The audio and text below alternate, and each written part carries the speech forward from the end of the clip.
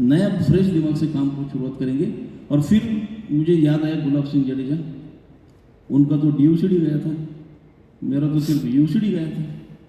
फर्क क्या पड़ता है, काम जो करना चालू किया। और वो एक उन्होंने जो एक फेलियर का एक धप्पा जो मेरे माथे पे लगने वाला था कि विजय मणिकर का ग्रुप खत्म हो गया, उसका बिजनेस खत्म हो गया। मैं बहुत जिद्दी हूँ, मैं बोला करके दिखाएंगे और तुम्हारे ही गांव में करके दिखाएंगे। तो उस दिन से ठान लिया, डबल स्पीड से काम करना चालू किया। और उन्होंने मेरा पोस्ट देखा DUCD होने के बाद, लेकिन उनकी हिम्मत नहीं रही कि मुझे सिर्फ कॉन्ग्रेचुलेशन भी करने की। देखना है, एक सेकंड, एक UCD 4 काम गए।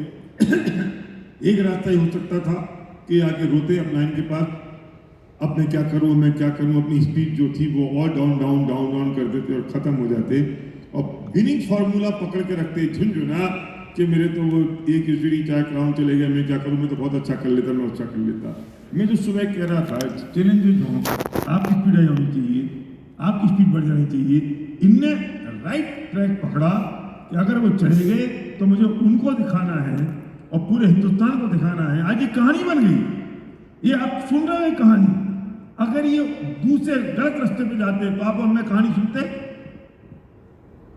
कि अच्छा चले गए, अच्छा इसलिए तो नहीं जा पाए, अच्छा है, बैठ जाओ पीछे। और ये अपने आप ही बड़बड़ाते रहते। क्या टैग पकड़ा, सारे चले गए ना, इसलिए मुझे जाना है। अब उन्होंने पोस्ट देख लिया कौन फेल है, कौन सक्सेस है, कौन ग्रो कर रहा है, समझ में आ रही है। चैलेंज तो आते रहते हैं, लेकिन उसके सामने हारना नहीं जिंदगी में। मेरा स्टोरी सुनोगे तो बहुत सारी चीज़ें आपको परसों पता ही चलेगी। दूसरी चीज़ ऐसे कि बहुत जैसे शाह सर को, अतुल सर को क्वेश्चन है कि आपने लिस्ट किधर से मंगाई। मैंने एक काम किया, मैं नए लोगों से ढूंढने से अच्छा भैया जो पुराने अपने लोग हैं उनके हर एक के घर में जाके चाय पीना चालू कर दिया। बोलो भाई साहब मैंने डिसीजन ले लिया, अगले 90 डेज में मैं तो DUCD बनने वाला हूँ। अगर आप चाहते रिबिल्डिंग करना, वापस चालू करना, तो आई एम विथ यू, काम करना चालू करो। आपके 5-10 लोगों की लिस्ट मुझे दे दो, मैं काम करना चालू कर देता हूँ। नए लोग नए जगह जाने की जरूरत ही नहीं पड़ी। ऐसे करते करते सतीश को मालूम है मेरा 70 लोगों के साथ अभी अपॉइंटमेंट फिक्स है। DUCD हो गया, दुबई गया, दुबई से आने के बाद लाइफ टाइम वीडियो का शूटिंग हो गया। वो खत्म होने के बाद हैदराबाद FRU गए। हैदराबाद से आने के बाद जोर से सतीश ने और मैंने, केदार ने, हमने मिलके दिल्ली के ऊपर का प्रमोशन किया। पर्सनली घर के लोग और लीडर के पास जाके अभी इधर आए, इधर से बाद हैदराबाद का प्रमोशन हो जाएगा। तो ये काम में लग गया, तो वो अपॉइंटमेंट ऐसे बाकी आ गई। दूसरा है मेरा एक चोरडिया करके मार्केट यार्ड में बहुत बड़ा फ्रेंड है, काफ़ी बड़ा व्यापारी है। वो मुझे रेफरेंस देता है लोगों के।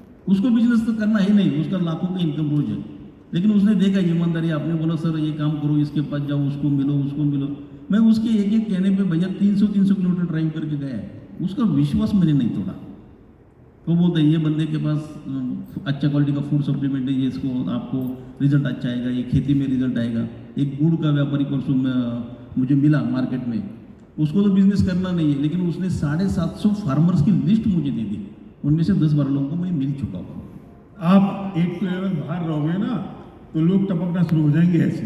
नहीं आ गए, जबरदस्त आ गया। मेरे पास लिस्ट काफ़ी बड़ी है, यानी काम हो नहीं रहा है, उनके पास जा नहीं रहा। कई लोगों के फोन आ रहे हैं कि आप क्यों नहीं आ रहे। तो ऐसे ही भैया से हम लोग सब ऑफलाइन से परमिशन ली थी। DCD पिन करने का नक्की था, 13 लेग ऑलरेडी क्वालिफाइड थे। लेकिन जैसे बोलते ना, ऊपर वाले की मेहरबानी, कंपनी ने ये लोगों को बीच में टर्मिनेट कर दिया। मेरा 25 लेग क्वालिफाई हो गया। पूरी कायनात आपके साथ हो जाती है। फिर 25 तारीख को भैया का मुंबई में मीटिंग था, सिल्वर अप मीटिंग था। उस दिन मेरा बर्थडे भी था। बर्थडे का केक काटा, भैया ने केक खिलाया। भैया का अच्छा मूड देखा, फिर भैया के कान में जाके पूछा कर डालो क्या। भैया बोले क्या, बोला DUCD कर डालो क्या, बोला कर डाल।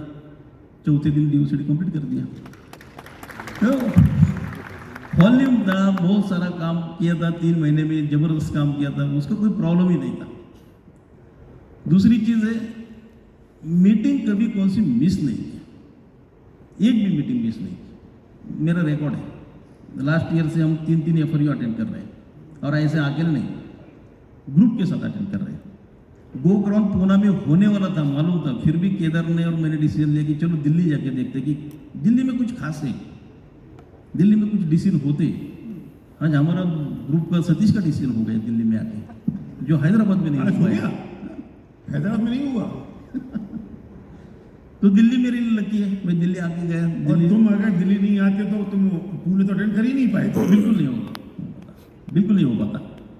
तो मेरा एक लीडरशिप से एक कहना है कि जैसे अनूप सर मुझे बहुत बार बोलते हैं, मेरा 15-16 तारीख को पुणे आने का सांगली आने का प्रोग्राम है, आपको कौन सा दिन सूट करेगा। अनूप सर सामने मैं उनसे यही बोलता, सर आप डेट और टाइम बोलो, हॉल भरने की जिम्मेदारी मेरी। सर ऐसे ही होता है ना, ऐसे ही होता है। हम कभी ऑफलाइन को गाइड नहीं करते, आप इस तारीख को आओ, ये दिन में आओ, ये लोग नहीं आएंगे, ये फलन नहीं आएंगे, इधर फिर आज बाजार का दिन है, आज त्यौहार है, बिल्कुल नहीं।